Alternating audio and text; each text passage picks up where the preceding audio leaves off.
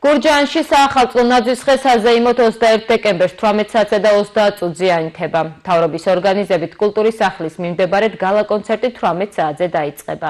მასში მონაწილეობას მიიღებენ პანჩომ, ზაზანოუზაძე, თემურ ყვითელაშვილი, ჯგუფი იბერია, კახაბერი და ხანუმები, ლინდა ადამია და ბენდი 1/4.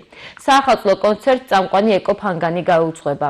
საქართველოს კულტურის სამინისტროს მიერ ორგანიზებული საახალწლო ღონისძიებები ასევე მოიცავს საბავშვო აქტივობებს, ზღაპრის გმირების წარმოდგენებსა და მუსიკალურ ნომრებს. პატარა სტუმრებს თოვლის პაპა დაასაჩუქრებს.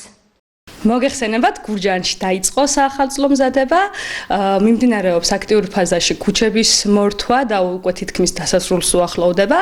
აქვე გაცნობებთ, რომ 21 დეკემბერს საზეიმო ვითარებაში აინთება გურჯაანის მთავარი ნაძვის ხე, რაც დაგვირგვინდება გალა კონცერტით, რომელიც იმართება საქართველოს მთავრობის, საქართველოს კულტურის სამინისტროსი და შემოქმედებითი საქართველოს მხარდაჭერით. ასე რომ შევხვდებით 21 დეკემბერს და გელოდებით ბავშვებს, დიდებს, ოჯახებს, რომ ერთად გავატაროთ ეს საღამო.